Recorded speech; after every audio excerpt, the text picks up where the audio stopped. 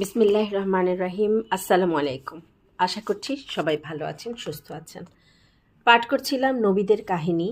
আজকে আমি পাঠ করব হজরত ইদ্রিস আলাইহিসসালামের জীবনের ঘটনাবলী। আল্লাহ বলেন, তুমি এই কিতাবে ইদ্রিসের কথা আলোচনা করো। নিশ্চয়ই তিনি ছিলেন সত্যবাদী ও নবী। আমরা তাকে উচ্চ মর্যাদায় উন্নীত করেছিলাম। সূরা মারিয়াম, আয়াত 56-57। ইদ্রিস আলাইহিসসালামের পরিচয়। তিনি ছিলেন একজন বিখ্যাত নবী।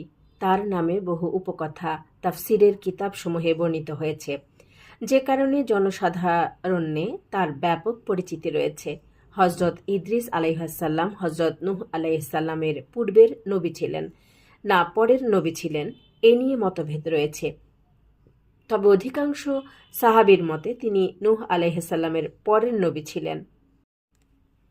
সূরা মারিয়ামে হজরত ইব্রাহিম, ইসমাইল, ইসহাক, ইয়াকুব, হারুন, মুসা, জাকারিয়া, ইয়াহিয়া, ঈসা ইবনে মারিয়াম ও ইদ্রিস আলাইহিসসালামের আলোচনা শেষে আল্লাহ বলেন, এরাই হলেন সেই সকল নবী যাদেরকে নবীগণের মধ্য হতে আল্লাহ বিশেষভাবে অনুগ্রহীত করেছেন।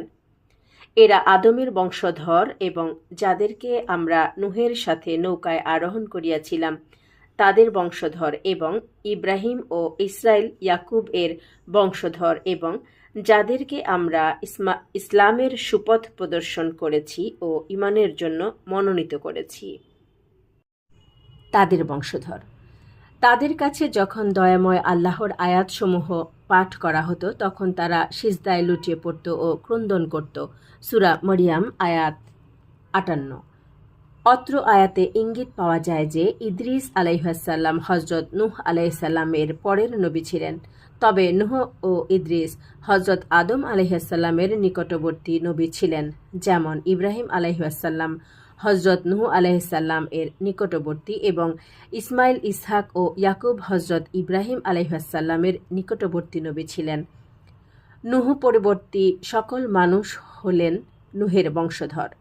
উল্লেখ্য যে হজরত আবদুল্লাহ ইবনু আব্বাস, কাব আল আহবার, সুদ্দি প্রমুখের বরাতে হজরত ইদ্রিস আলাইহিসসালামের জান্নাত দেখতে যাওয়ার উদ্দেশ্যে ফেরেশতার মাধ্যমে সশরীরে আসমানে উত্থান ও চতুর্থ আসমানে মালাকুল মৌত কর্তৃক তার জান কবজ করা, অতঃপর সেখানেই অবস্থান করা ইত্যাদি বিষয়ে যেসব বর্ণনা তাফসিরের কিতাব সমূহে দেখতে পাওয়া যায় তার সবই ভিত্তিহীন ইসরাইলিয়াত মাত্র।